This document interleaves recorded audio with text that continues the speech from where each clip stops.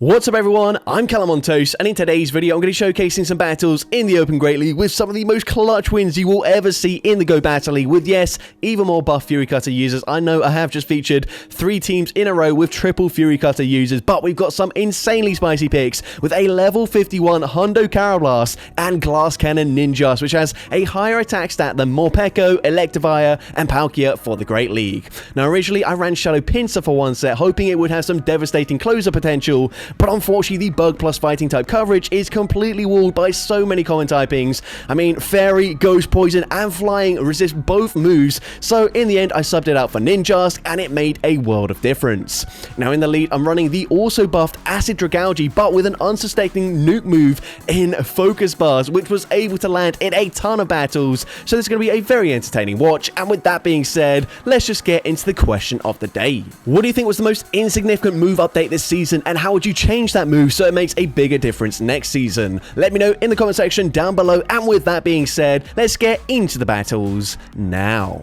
Let's go into the first battle, leading Dragalge into Corviknight. So this is a very awkward core breaker to the team. Of course, they're going to double resist the Acid and the Fury Cutters, so double resisting all the fast move damage. I'm staying in with Dragalge, as of course I can just about tank a Sky Attack, whereas my backline will not be able to tank any charge moves, but Focus Blast connects, it does big damage, and now I can swap into my Karrablast. At this point, of course, I'm going to have to shield, respect the damage from a Sky Attack, and the opponent swaps into Dedenne. Do they know about the drill run coverage? I am full sending it, and drill run is unfortunately shielded. Maybe should have seen that coming, as they are going to be on parabolic charge and probably just going to shield anything I throw the first time around before they boost up their defense. Either way, we do reach a last second Exeter, but they call it this time. They're able to tank that very comfortably as it is resisted, and they've just boosted their defense. We come in with Dragalge just to force the opponent to throw their energy. However, they're now going to be double boosted as parabolic charge gets the KO from that range. We can come in with an Ninjask, and I'm able to outpace them to that first Aerial Ace. Aerial Ace gonna grab the final shield here, and the opponent is gonna throw straight away. At this point, I'm expecting the opponent probably gonna try and make a catch on the next charge move, as I will outpace them, so they swap back into Corviknight, and I don't know if I can go for a full farm down there. I believe they're maybe 1 or 2 sand attacks away from the next charge move, so I do farm up 2 back-to-back moves, but they come in with their final Pokemon, a Shadow Golurk, and Ninjask able to triple resist the Mud Slaps. Shadow Ball gets the one shot, and they were still 1 Thunder Shock away from the next parabolic charge. We outpace them to the Aerial Ace, taking out Dedenne, and somehow Ninjask able to pull off one of the most insane sweeps I have ever seen in the Go Battle League. So, GG's top on there into next battle. See a Moltres in the lead. So, we're going to swap into Karrablast here, as we do have an ABB style team. We are going to shield as the opponent full sends the fly there. And now, unfortunately, they do make a really nice catch. They're catching a resisted X-Scissor onto their Clodsire. But this is where Drill Run full coverage is going to be very useful. We fire off the Drill Run here. Drill Run is going to connect. It does decent damage. And the opponent committing to a full farm down allows me to reach yet another Drill Run. So, Drill Run grabs the shield. We're not going to waste any time. We swap instantly into our Dragalge, and I'm going to use my final shield here as the opponent full sends the Earthquake. At this point, I'm going to overfarm, throw Aquatail on the CMP tire with the second Earthquake here, and Aquatail is also going to grab the final shield here. Dragalge is actually able to tank the charge move there, reach a last second Aquatail. Aquatail gets the KO from that range, but they come in with their final Pokemon, a Quillfish. At this point, I'm expecting the opponent to be on Ice Beam full coverage, so what we're going to do, come in with the Ninjask, farm up and swap as the opponent reaches that Ice Beam. Ice Beam gets the KO up against the Karrablast. Now, once again, I'm expecting the opponent to swap out and try to make a catch, so I farm up to 100 energy here. Of course, Aerial Ace gets the KO. We've got the Shadow Ball locked and loaded, ready to throw back into the Quillfish. Shadow Ball gets the one shot, and I'm able to take that game. So, GG's top hand there into next battle, Dragalge into a Gastrodon. So, of course, not ideal for me. Going to be safe swapping into my Karrablast, and the opponent choosing to stay in initially before coming in with a Bastiodon. And once again, Drill Run for coverage is going to be so useful. Drill Run does I mean, actually, maybe not as much damage as I was hoping for, but it does hit for super effective. Well, double super effective. We fire off a second drill run, grabbing a shield advantage up against a Bastion with our level 51 Karrablast, which is pretty crazy to say, but we're going to come in with Dragalge. Unfortunately, that drill run doesn't really put them into Aquatail range. We do have Focus Blast, but it's going to take quite a while to get there. They will outpace me to the next Stone Edge before we get to the Focus Blast. So instead, we fire off the Aquatail. We get them into range where maybe I can fastly farm them down later on in the battle, but they do actually swap out, bank the energy. We're going to have to come in with the Ninjask kit, and I am triple resisting the mud stats, but I do need to be wary of course, Bastion hitting for double super effective damage with the smackdowns in the end game. So we're going to over farm here, throw on the CMP type with the next body slam. Aerial Ace gets the KO. We will reach a Shadow Ball up against the Bastion. This should grab the final shield here, and it does. So we swap back into our Dragalge, but the opponent able to swap out there, catch the Aquatail onto a Shadow Annihilate. So this point is still going to be very close here. Somehow we end up lagging, and that is very unfortunate as I do not reach the Aquatail. I have to just no shield here, and unfortunately, because they are boosted, even though we're double resisting the counters, they're just doing way too much damage here. We fire off the Aerial Ace. We've still got a shield, but they can just smack down, farm down the Ninjask, and unfortunately, I do lose that game. But GG's up on there into next battle. See a Lapras in the lead. So I'm going to be safe swapping into my Karrablast and going straight for an X-Scissor. X-Scissor going to hit for neutral damage, and it does just under half the HP with the Fury Cutters adding up as well. I'm going to shield this. They farmed up quite a lot. They do go for a Sparkling Aria before swapping into a Shadow Drapion, and once again, drill run coverage coming in clutch as we get the one shot up against the Shadow Drapion. They're going to come back in with the Lapras. Very good over farming, throwing just as I'm reaching the next X-Scissor. Sparkling Aria gets the KO there. We're going to come back in with Dragalge, and I'm hoping I've put them into range where an Aquatail will get the KO. It will be very close here. Aquatail actually does not get the KO, but we do get the acid farm down. Now, their final Pokemon is going to be a Shadow Kanto Marowak. So this point, of course, triple resisting the Mud Slap damage, but a Rock Slide going to hit for double super effective. So, of course, we are going to need to shield this here. The opponent might bait me, and the opponent does actually end up baiting with a Bone Club. That is so risky, but of course, we've got Ninjask. We cannot tank the Rock Slide, so I am forced to use my shield there. The opponent will be outpacing me to the next Rock Slide, but I've grabbed both shields. Rock Slide gets the KO there, and we were 2 away from the next Aquatail, and of course, Aquatail super effective damage. It will be enough to take out the Shadow Kanto Marowak, and I'm able to take that game. So, GG's up on there into next battle. See a Pelipper in the lead. So, a bit of an awkward matchup here since I've only got resisted charge moves, but the opponent swaps into Lucario. So, we're actually going to stay in this matchup here, fire off the Aquatail. Aquatail going to be no-shielded, and still very awkward as they are going to double resist all of my fast moves once again. They fire off a Power-Up Punch, though. I realized that was not enough energy for the Shadow Ball, so everything else should have been resisted. We now come in with an Ninjask. They bait with another Power-Up Punch, but I'm able to get the Fury Cutter farm down, which is very nice. They're going to come back in with the Pelipper, and I can now fire off back-to-back Aerial Aces. First one, going to be no-shielded. We're now going to fire off a second Aerial Ace just as they are reaching the charge move. The opponent uses their shield, committing to the farm down, but Ninja says no, reaches a third Aerial Ace, and Aerial Ace grabs the final shield from the opponent. Now, we've got the Aquatail loaded. I'm not going to reach a Focus Blast here, so I might as well just go straight for the Aquatail. Aquatail does get them low here, and at this point, I'm just going to save my shield for my Karrablast. Weather Ball is going to be resisted damage. We're going to bank the Aquatail, swap into Karrablast, and I'm hoping I put them into range where an X-Scissor will get the KO. I'm, of course, going to have to shield up the Aquajet, fire off the X-Scissor after one Fury Cutter. X-Scissor does big damage, but the opponent gets damage registration error there, living with 1 HP and a Dream, firing off the Aquajet, and as a result, the opponent able to wing attack farm me down there, coming out with the Weather Ball loaded, and despite banking the move, we lose CMP, and Weather Ball takes me out there, and I do end up losing that game. So, GG's top end there. In hindsight, of course, if I swapped out straight away into my Karrablast, I probably could have won that game. But into the next battle, we see a great lead into Dedenne. They're going to swap into a Shadow Samurott, and I'm not messing around. I'm full sending the Focus Blast. And unfortunately, it does get shielded by the opponent. But we can come in with the Karrablast, and the opponent expecting to win CMP is mistaken. Karrablast gets the KO with the X-Scissor. And the opponent's going to come back in with their Dedenne, of course. They are fairly low already, so at this point, I think I'm just going to let the Karrablast go down here. I'm only hitting for resisted Fury Cutter damage, so might as well let that move go through.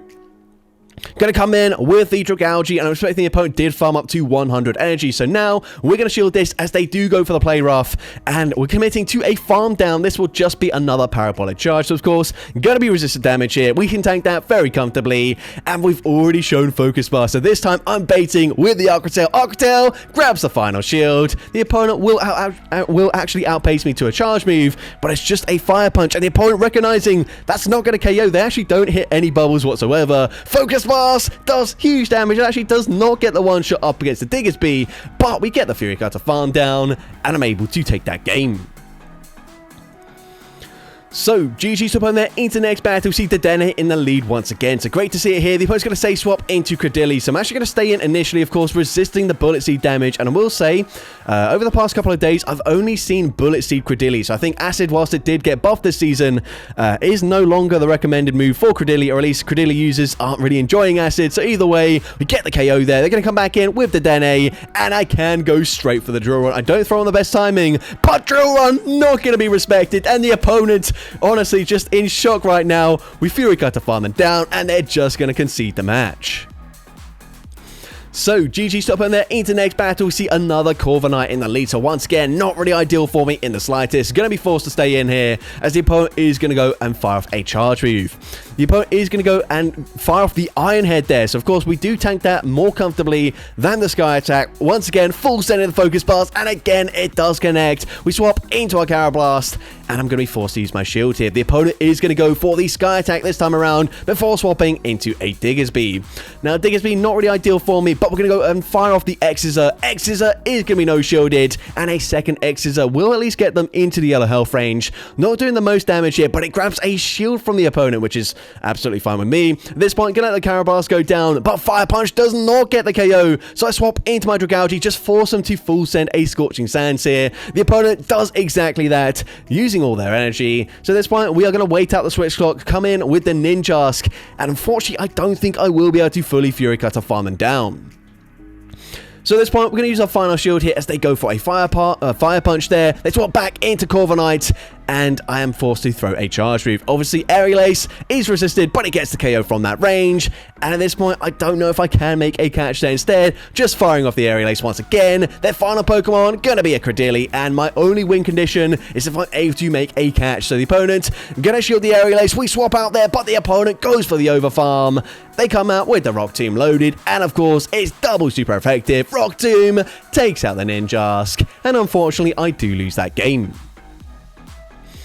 But GG's to opponent there into next battle. See Cradilli in the lead this time around. They're going to swap into Fire, and I take quite a while to swap out there. Honestly, just wasn't really sure what to come in with, but we're going to come in with the Karrablast. Swift does quite a lot of damage there, but we can fire back with the X-Scissor, and X-Scissor is also going to be no shielded. The opponent forced to throw their energy, and they do throw it immediately. So at this point, Swift gets the KO. We do lose switch advantage, but with an energy advantage, Ninjask is going to be absolutely fine up against Cradilli, and we're able to get the perfect farm down there just before the opponent reaches a last-second charge move, and now we can full send a Shadow Ball into this Dedenne. It does big damage. We swap into Dragalge, and of course, I can bait here, but I want to full send a Focus Blast. They are guaranteed to shield this, as they can go for Rock Tombs. But anyways, we full send the Focus Blast, and at this point, I can tank this, so I'm going to no shield. They go for the Rock Tomb. That does actually get me fairly low, and of course, they do debuff my attack. We're going to go for an Aqua Tail at this point. Aqua Tail is going to be shielded by the opponent. We're actually just going to save both my shields for the Ninjask in the back. Of course, they do still have a Dedenne, and Fury Cutter getting the farm down is going to be a little bit awkward here, but I should be able to do it. They go for the Parabolic Charge. We're committing to that Fury Cutter farm down, and we get the farm down, coming out with the Shadow Ball loaded. And of course, Shadow Ball dealing big damage. We put them into range where we Fury Cutter farm down Cradilli, and I'm able to take that game. So, GG's to opponent there into next battle. See a Shadow for Alligator in the lead. So, of course, once again, having Focus Bars is a little bit of a hindrance here just because it takes so long to get there. But at this point, they farm up to the potential Ice Beam. I'm going to shield, and they bait with a Hydro Cannon, but we're also going to bait here. I'm expecting to grab a shield back from the opponent. So we go for the Aqua Tail, and Aqua Tail going to be shielded by the opponent. At this point, this cannot be an Ice Beam. It could be a Crunch, but the opponent does just go for another Hydro Cannon. So at this point, we fire off the Aqua Tail once again on CMP. Aqua Tail is going to grab a shield from the opponent, and now we come in with our Karrablast. At this point, I can commit one shield and then go for a full Fury Cutter farm down, but the opponent banks a little bit of energy there before swapping into Toxapex. Of course, Drill Run, once again, great coverage as it hits for super effective damage, and I'm able to reach back-to-back Drill Runs here before they do reach a Sludge Wave or a Gunk Shot if they're running it. At this point, unfortunately, I don't quite get the Fury Cutter farm down, and they can just settle for a Brian. I decided not to throw any fast moves there just to get slightly more farm with the Ninjask, and let's see what the opponent wants to do. Their final Pokemon is going to be a Diggersby. Awkward for me. I am able to make the catch here. However, up against a very bulky normal type Pokemon where we can't go for Shadow Ball, 2 Aerial Aces plus the Fury Cutter damage is just not going to be enough here. I am expecting the opponent to try and make a catch, so I do wait for that, but the opponent doesn't make the catch there. They don't need to. They recognize they can live the Aerial Ace, and so they fire off the Fire Punch straight away, and unfortunately we do go down there. But GG's up on there into next battle. See a Primeape in the lead, and we are gonna lag here. Bit confusing. I actually don't know if they got an extra Karate Chop through there, but either way, we are now gonna overfarm, fire off the Aquatail just before we reach back to back, and Aquatail is going to be shielded by the opponent. At this one, we overfarm here, end up throwing on CMP, so the opponent is of course gonna win CMP with their Shadow Primeape. We go for the Aquatail number 2, and this should actually grab the final shield from the opponent, and it does exactly that. At this point, the opponent is gonna fire off their next charge straight away. Rage Fist gets the KO there. I'm going to come in with an Ninjask, and the opponent committing to possibly an Ice Punch, and they don't get there in time. Huge for me, and the opponent's going to come in with a Feraligatr. So once again, Aerial Ace, not the best move here, but it will be enough to two-shot them. But instead, I'm going to swap, get a slight energy advantage with my Karrablast here, bank the energy on my Ninjask, and again, Drill Run full coverage is huge for me. I overfarm, waiting for the opponent to potentially get to a Stone Edge, but they are on Sludge Bomb, so that's huge for me. We can fire off the Drill Run. Drill Run going to hit for super effective damage. A second Drill Run should just barely be enough damage to get the KO, and then I believe my switch clock is now coming up. So Drill Run gets the KO. We swap into our Ninjask. We can go straight for the Aerial Ace, and from this range, Aerial Ace takes out Feraligatr, and I'm able to take that game. So, GG's up on there into next battle. We see Credilli in the lead once again. So once again, going to stay in with my Dragalge initially. They are on Bullet Seed once again, and the opponent is going to fire off a Rock Tomb. So at this point, I'm thinking there is no way they shield now after debuffing my attack. So I am full sending the Focus Blast right off the bat here. Focus Blast gets the one shot. We are debuffed though, so I'm going to swap into my Karrablast. And unfortunately, being a turn behind, they do outpace me to the potential Crunch. Crunch is going to be shielded, but it drops my defense there, which is certainly not ideal. We've already one-shot a Shadow Drapion with the Drill Run. This time, unfortunately, they do end up shielding, and honestly, we're doing quite a lot of damage with the Fury Cutters. I probably could just get away with going for an X-Scissor, so that's exactly what we're going to go for here. X-Scissor will be enough damage to get the KO there, and the opponent's going to come in with Typhlosion, but because they dropped my defense, we actually don't even live the Incinerate damage, and that is really painful for me. We're going to come in with Dragalge. I'm expecting the opponent to go for an extra Incinerate here, so we are going to swap out there into our Ninjask, hoping to catch a Blast Burn, but the opponent goes for Thunder Punch. That nearly one-shots us there, and it does allow them to come out with another charge reloaded, and of course, whatever they throw from this range gets the KO up against Dragalge, and we do lose that game. But GG's up on there into next battle. We see a Talonflame in the lead, so definitely where we need to see it with this team. We're going to stay in this matchup, of course, the opponent also choosing to stay in, so going to go straight for the Aquatail, throwing after 7 Acids. Aquatail going to be no-shielded, and they will throw straight away. The opponent full sends a Brave Bird before swapping into a Shadow Sableye. We come in with the Karrablast, and unless they're on Power Gem, I should be able to tank anything, but they are on Power Gem, so it gets the full-on one-shot, and at this point, not looking too good for me. We're going to come in with the Ninjask. I'm hoping I can shield once, and then commit to a full Fury Cutter farm down. The opponent can settle for the foul play this time around, but even going for the foul play, we get that Fury Cutter farm down. You see my switch clock is coming up, so I swap back into Dragalge. We go for the snipe with the Aquatail, not taking any Incinerate damage on the Ninjask, and their final Pokemon is going to be Pangoro. So we do still have play here. The opponent fires off the Night Slash. Night Slash, we're able to tank it, and we don't reach the Focus Blast. So I'm forced to settle for an Aquatail here. Aquatail grabs the final shield, however, and we were at back-to-back charge moves. So Aquatail, number 2, gonna be no-shielded, of course, as all shields are down, and Ninjask already has 100 energy, so Aerial Ace gets the KO there. We can fire off a second Aerial Ace into the Talonflame coming back in. Aerial Ace gets the KO, and I'm able to take that game.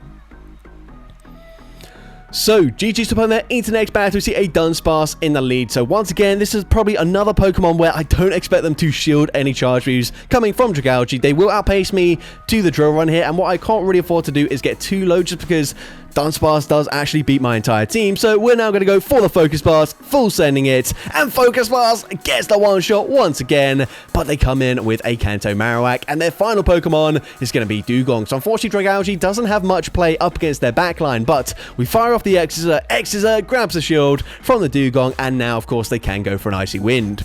Icy Wind, gonna debuff my attack. I will reach another Exeter, but we are debuffed, and they can now commit to a full Ice Shard farm down, coming out very close to a charge move already. So we come in with Dragalge. I'm going to be forced to no-shield this, as of course, we've already seen a Rock Slide will hit for double super effective up against the Ninjask. I'm committing to the Fury Cutter farm down, but I won't get there in time, so I throw on CMP here, winning CMP, Aerial Ace, grabs the shield, sorry, not on CMP, actually, throwing just before they get there, but we're going to shield the Icy Wind. They come back in with the Marowak, and I can just barely reach a Shadow Ball on the CMP tie, but Shadow Ball is debuffed. It doesn't do that much damage, of course. Rock Slide gets the KO. Can we get damage registration error? No, unfortunately not. We do not live the Mud Slap either. And unfortunately, we go down as we reach the Aquatel, and we do lose that game. But GG's to the opponent there. Into the next battle, we see Skeledirge in the lead. The opponent's going to say swap into Galissapod, and I'm going to respond with my Ninjask.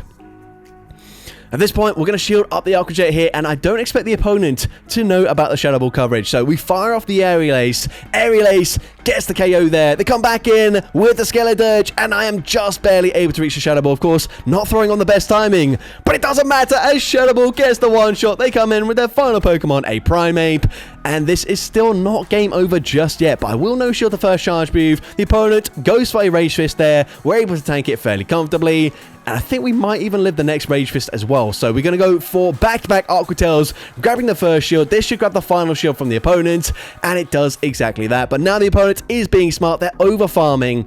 But at this point, this should now be game over as Rage Fist gets the KO. We come in with the Karrablast, and I could shield this, but I'm actually not going to. That is very risky, but Karrablast just barely able to hang on, reach a last-second Exeter, and of course, Exeter gets the KO from that range, and I'm able to take that game. So, GG's up on there. Into the next battle, we see a shiny Shadow Kanto Marowak. So, we are going to swap into our Karrablast once again, and the opponent is going to stay in this matchup here, farming up to the potential Rock Slide. We're going to fire off the Exeter here. Exeter is going to be shielded by the opponent. So at this point, I'm going to match shields. They do bait with a Bone Club here, but that's okay. We're now going to throw, but unfortunately, because I'm stuttering so much, I end up throwing on alignment, which gives the opponent the opportunity to make a very savage catch there. And that kind of just sums up like how it's been for me recently. Using one-turn fast moves, whilst, yes, shouldn't really suffer too much from these one-turn lags, but actually it means that I'm not throwing on the perfect timing, and instead end up throwing quite a lot on alignment, which gives a lot of opportunities to make savage catches like that, and that might just end up costing me in this battle. So we come in with Dragalge, and I'm kind of forced to just let this move go through here. I will be able to tank it. The opponent's going to swap back into their Marowak, so of course, I'm going to go straight for the Aquatel. Aquatel grabs the final shield from the opponent, and I'm hoping now my Ninjask can come in and commit to a full Fury Cutter farm down. They full send the Rock Slide. Can we get that farm down? Yes, we absolutely can, but it just depends what they've got in the back. And the opponent is going to reveal their final Pokemon to be a Dunsparce, and unfortunately, once again, a fairly bulky normal-type Pokemon, and with Rock-type coverage in Rollout and Rock Slide, Shadow Ball going to be double resisted. I have to go for Aerial Aces, but Aerial Ace just doesn't quite cut it, and the opponent will reach a charge move. Of course, Rock Slide gets the KO there, and unfortunately, I do lose that game.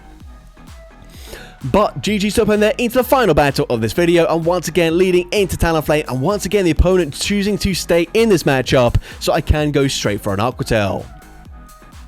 Aquatel going to be no-shielded once again by the Talonflame, but they go for good timing, which means I'm actually able to reach back-to-back Aquatels here. Second one is going to be shielded by the opponent, and now they've got 100 energy. So at this point, I'm happy to shield the first move here. They do bait with a Fly, but that's okay. Now we can just let the Dragalge go down, but the opponent does not go for the Brave Bird. Instead, going for another Fly, we actually come out with the charge move loaded. We swap straight away into our Karrablast, and again, Drill Run, very nice coverage here. Gonna hit for super effective damage. It does just just under half their HP. They reveal their final Pokemon to be a really small Gastrodon. I'm going to fire off the X-Scissor here. X-Scissor is going to connect, and the opponent is going to throw just before we do reach a second X-Scissor. So very good timing there, but they full send a Water Pulse, so probably not on Body Slam, which means we get the full Fury Cutter farm down, coming out with the Shadow Ball loaded. I'm firing it off straight away. Shadow Ball is going to connect. It does big damage, and that's going to be game over here.